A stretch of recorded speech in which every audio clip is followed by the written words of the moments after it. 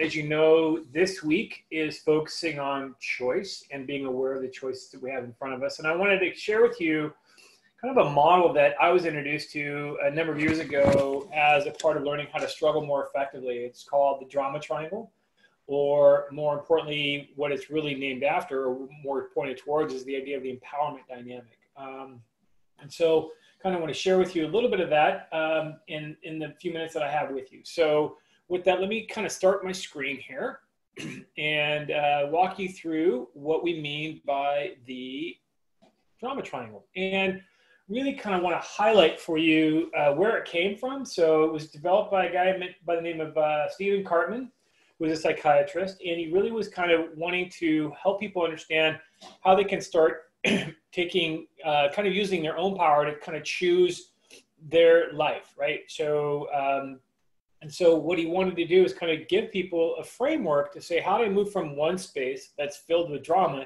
into more of an empowerment space? And so, but before I do, I want to kind of just give you an oversight of how we tie it into the stages of flow. So just as a refresher, you know, if you recall, there are 4 phases to flow. The first stage is really the struggle phase. This is that phase where it just doesn't feel good, where I think a lot of people are in that space where we're in a lot of struggle.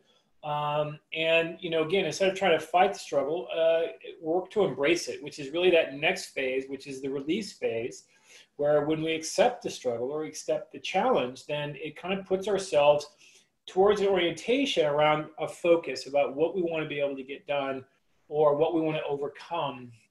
And again, from a flow perspective, that idea of flow follows focus. So here's the challenge in front of me. It's not happening to me. It's really being clear on what I want that's different and start moving towards that.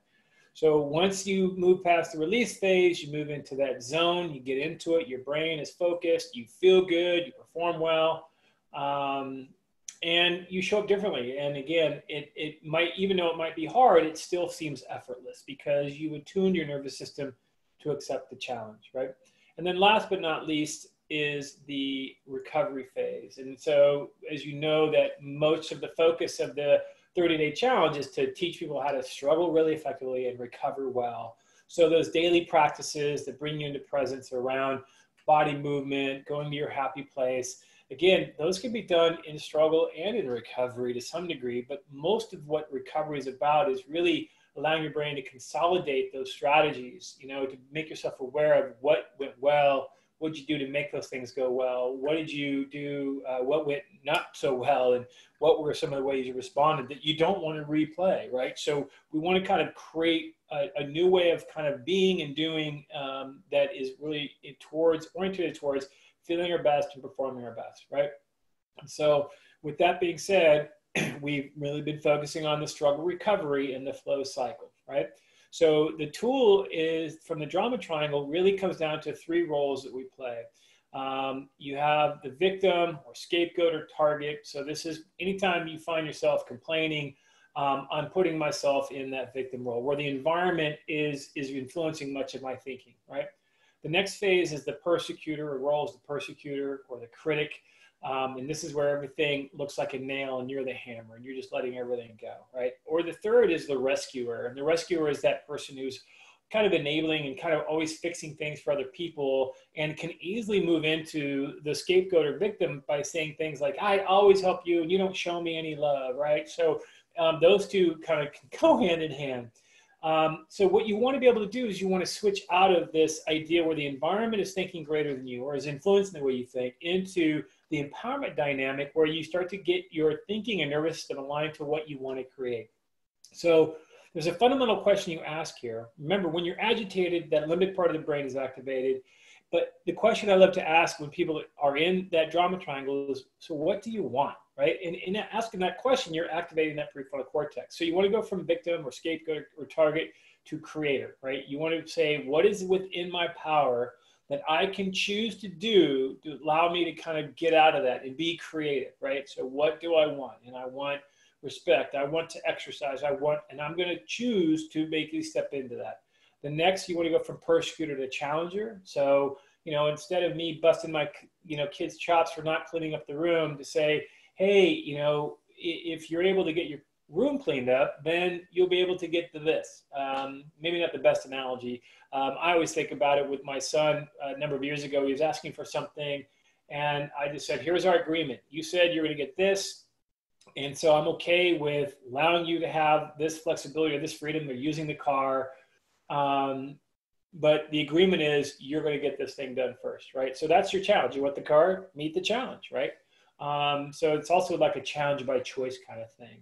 And then the last piece is really this idea of being a coach. So instead of rescuing people, coach them, help them kind of tell you what they're going to do in the situation. Because I don't know how many of you guys have people in your lives that always come to you and complain. And the reason why they do is because you probably always offer them solutions that will inevitably not work. So they can always blame it on you anyway, to a point by which you can say, well, tell me, that sounds like it's really, bothering you.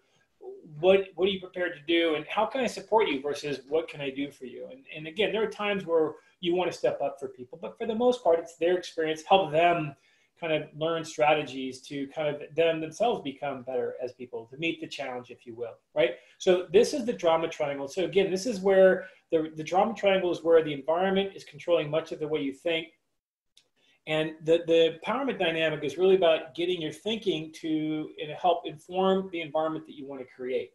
So again, this is about choice this week. And so notice how you're choosing to kind of take on data, and are you moving into the drama triangle, or are you saying, hey, what's the next best step for me? What do I want right now? And if it's a dynamic at home, maybe I want to be heard. And I just want you to sit down and listen to what I have to say. Be more direct, maybe, that you're maybe not always as direct as you could be, right? So that's part of the dance. And so there's a lot of power in choosing your response. There's a lot of power in choosing how you wish to show up, and choosing what the next step might be, what that next optimal best step might be. So I wanted to share this model with you. I'm going to we're going to include a PDF that you can use to give you the resource. It's called The Power of TED. There's a guy named David Emerald who does a lot of great work around this. And he has what's called the 3 vital questions. And so on Friday, we'll be kind of talking a little bit about this during our Friday flow session. So if you want more information on the power of choice and the empowerment dynamic, definitely feel free to sign up for that particular Friday flow challenge coming up. Okay. So with that, thank you guys. Have a great week, and look forward to seeing some of you on Friday. Take care. Bye-bye.